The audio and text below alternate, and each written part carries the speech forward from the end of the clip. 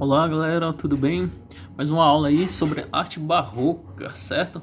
Esse movimento aí que revolucionou a história da arte em vários sentidos.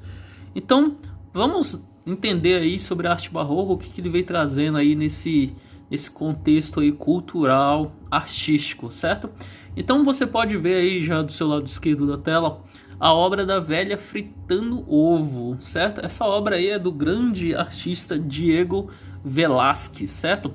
Então você pode ver também que o fundo é neutro, né? De onde se sobressai as figuras, procurando se destacar ainda mais o contraste entre a luz e sombra. É um realismo na pintura, na realidade, né?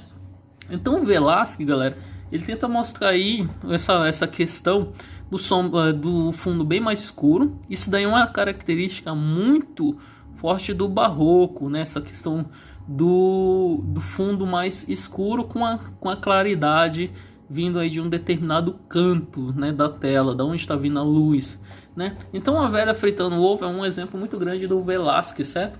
E o Velázquez ele mostra nessa figura também mostra a pobreza, né, no caso da moça aí segurando aí uma colher e fritando o ovo, né, no caso.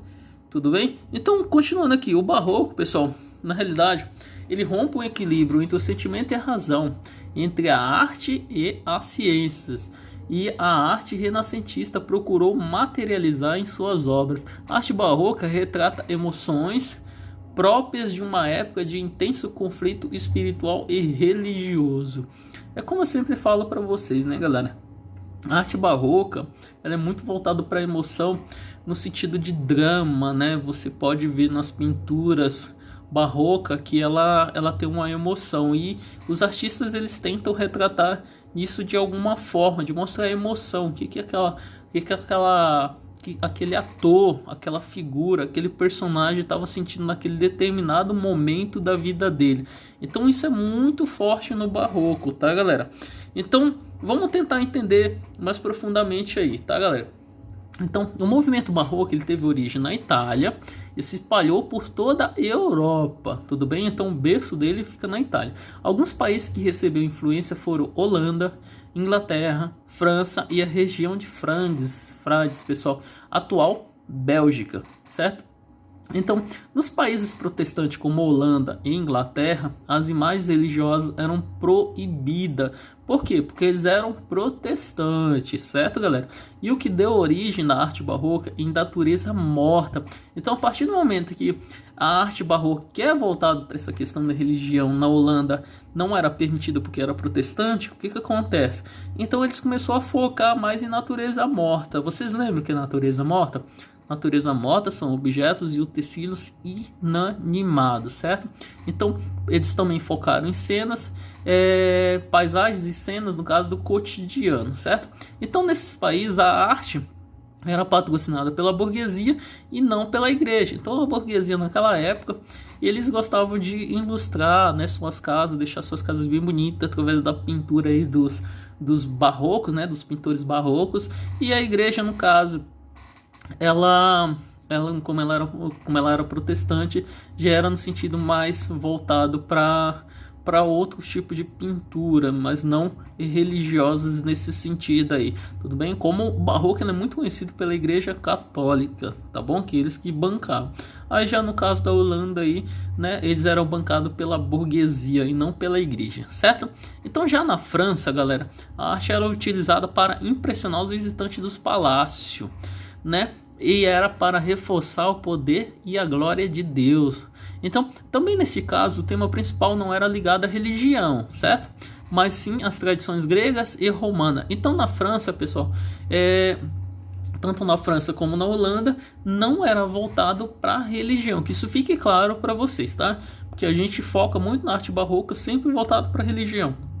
Mas nesses determinados países aí que eu estou citando, né, não eram voltados para a religião. Então já na Espanha desenvolveu a arte de retrato, principalmente através do trabalho de Diego Velázquez. Velázquez, que anteriormente mostrei nos slides aí para vocês, né? Então o Velázquez ele já era focado mais nesse sentido de retratos, né? De mostrar a delicadeza aí da figura humana. Então o barroco na Itália, galera, olha que bonita a imagem, galera, na parte do seu lado direito, certo? Então, a arquitetura de Gian Lorenzo Bernini, tá? A gente evita até falar Gian Lorenzo, a gente só fala Bernini, tá? Que é conhecido como Bernini. Então, Bernini, pessoal, ele era escultor, arquiteto e pintor. Então, o Bernini, galera, ele foi um dos caras aí que revolucionou o barroco aí na Itália, tá bom? Vou citar ele um pouco mais pra frente aí também. Então, a Praça de São Pedro, no Vaticano, está localizado em frente à Basílica de São Pedro, certo? E foi projetada por quem, galera?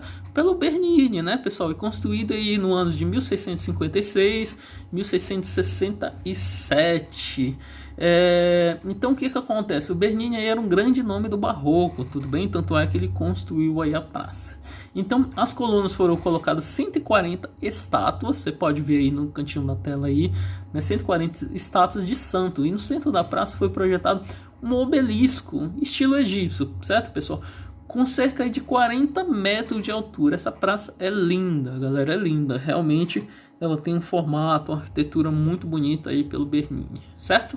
Então, baldaquinos no interior da Basílica de São Pedro, no Vaticano. Então, foi construída também pelo Bernini, certo?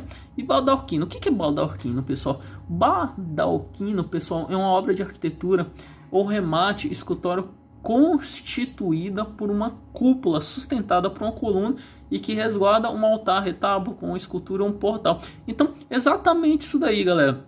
É uma espécie escultórica que mostra uma cúpula, tá, galera? Então, fica bem aí como se fosse no altar da igreja, certo? Bem no centro do altar da igreja você pode ver aí um baldaquino, tudo bem? E quem era o expert da época é o grande Bernini, tanto escultor como arquiteto e tudo mais aí que vocês podem verificar. Então, já na pintura, vamos para a pintura, vamos focar aí na pintura. Aí tem uma obra chamada A Última Ceia, diferente da do Leonardo da Vinci, né, galera? Quando a gente fala Última Ceia, a gente só lembra do da Vinci.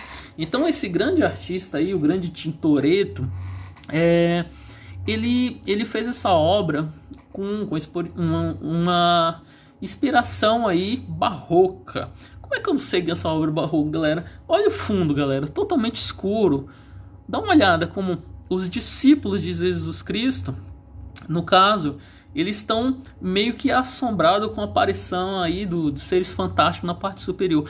Pensa só, olha os anjos, né, olhando em direção à mesa. Então os discípulos estão assombrados e tem um foco de luz ali, né, saindo na cabeça, né, de Jesus Cristo, no caso. Então é bem diferente, muito diferente aí da Última Ceia do Da Vinci aí que a gente está acostumado a ver. Que Jesus Cristo também está no centro da imagem, mas está todo mundo comportado, apesar de ter um certo movimento, mas mostra uma claridade informada aí de perspectiva. Professor, mas essa obra tem perspectiva? Tem, galera, tem perspectiva, mas tem pouquíssima. Você pode verificar aí que o Tintoretto ainda estava começando ainda essa ideia de perspectiva. Então você consegue verificar os anjos no segundo plano que estão do mesmo tamanho das pessoas do primeiro plano.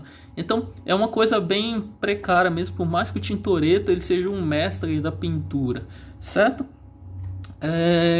O Michelangelo de Caravaggio, cujo nome verdadeiro era Michelangelo Merisi, galera.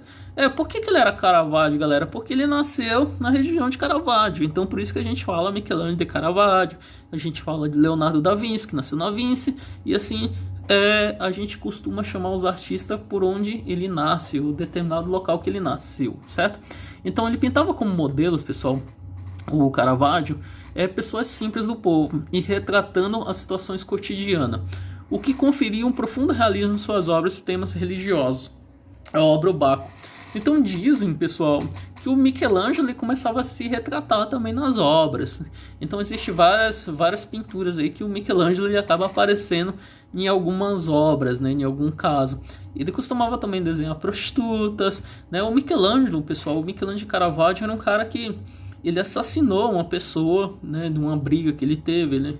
Ele acabou matando uma pessoa. Ele era um cara bem com temperamento bem forte mesmo, mas ele buscava sempre o hiperrealismo mesmo, realismo nas pinturas, com bastante detalhes. Na própria natureza morta que ele fazia com detalhes aí surpreendentes. Ele gostava de desenhar a podridão da fruta. Ele focava muito nessa questão também barroca, nesse fundo mais escuro com foco de luz, né? Então, o Michelangelo de Caravaggio, assim como o Velázquez, eles foi o próprio Rembrandt, eles foram um grande nome do barroco, certo? Aqui no Brasil, o barroco, a gente não pode esquecer que foi o Aleijadinho, tá, galera? Continuando aqui, eu vou mostrar mais uma pintura para vocês ficar mais satisfeitos aí, do Caravaggio, tá? Olha só, quando eu falo que o Michelangelo ele gostava de aparecer nas obras, olha só, Davi vencedor de Golias. Então, na Bíblia mesmo, mostra aí, nesse caso, o Davi vencendo Golias, ele corta a cabeça do Golias, né, galera? Então, o Michelangelo ele gostava de mostrar essas cenas, assim. Existem cenas aí, o próprio Michelangelo ele põe a própria cabeça dele como se fosse a prêmio como se fosse o Golias, né, na obra. Então Michelangelo ele se retrata nas obras, na pintura, em tudo mais. É um realismo incrível, certo? Michelangelo de Caravaggio aí merece, na história da arte, um aplauso geral mesmo nesse sentido. Galera, eu não quero que vocês confundam. Michelangelo de Caravaggio, ele é diferente do Michelangelo que pintou o teto da Capela Sistina. A gente está falando aí do barroco, certo? O Michelangelo da Capela Sistina é renascentista, totalmente diferente desse, né? Eles não eram contemporâneos, tá, galera? Apesar desse Michelangelo aí admirar bastante o trabalho do outro, tudo bem? Então Caravaggio, pessoal, ele atingiu a maturidade de seu estilo ao redor do ano de 1600, quando recebeu a incumbência de decorar a Capela Contarelli, certo? Em Roma. Né, com 3 cenas da vida de São Mateus, né, a invocação de São Mateus, o Martírio de São Mateus, você pode ver aí do seu lado direito essa obra, e a Inspiração de São Mateus. Então ele ficou mais ou menos famoso aí na época por retratar essas 3 cenas aí, mostrando o São Mateus, certo?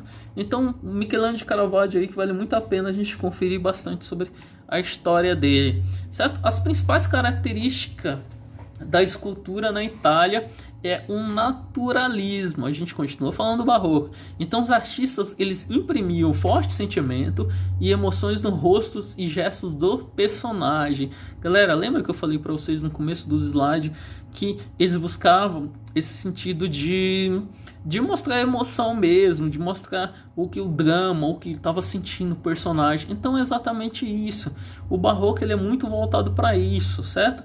Então aí bronze e mármore eram os principais materiais que eles usavam. Eles gostavam também de usar temas religiosos, mais temas religiosos do que mitológico, tá? Começou com essa ideia de temas religiosos e com o tempo foi entrando seres mitológicos aí no barroco, certo? É uma obra do Bernini, tudo bem? Essa obra aí que se chama O Êxtase de Santa Teresa aí, que tem um anjo apunhalando ela, né? E ela está no êxtase aí por estar recebendo essa flechada, né?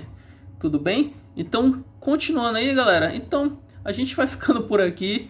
Uma pequena breve pincelada aí sobre o barroco, né? Eu acho que vale a pena a gente tentar entender um pouco mais sobre arte barroca e quem foram os grandes mestres aí, como Michelangelo de Caravaggio, o próprio Diego Velázquez, o Rembrandt, grande Rembrandt, Aleijadinho e entre outros artistas aí que vale a pena a gente tentar sempre conferir na história da arte. Lembrando que o barroco, galera, era muito voltado aí para essa questão do sentimento, mas essa questão de drama, certo? De emoção. Hoje eu acordei barroco, certo? Hoje eu acordei cheio de emoção. Hoje eu tô cheio do drama. Então o barroco era muito voltado para isso. Então os artistas imprimiam isso daí nas suas pinturas, nas suas esculturas e tudo mais, tá bom? E vale lembrar também que eles costumavam deixar a obra bem escura, com um único foco de luz aí, mostrando esse realismo na pintura, certo? Diferente aí dos renascentistas, que era uma obra mais clara, certo? E eles estavam começando a dominar aí a perspectiva também. Tudo bem, galera? Então vou ficando por aqui com essa breve pincelada da arte. E até mais, galera. Um grande abraço aí do seu professor de artes.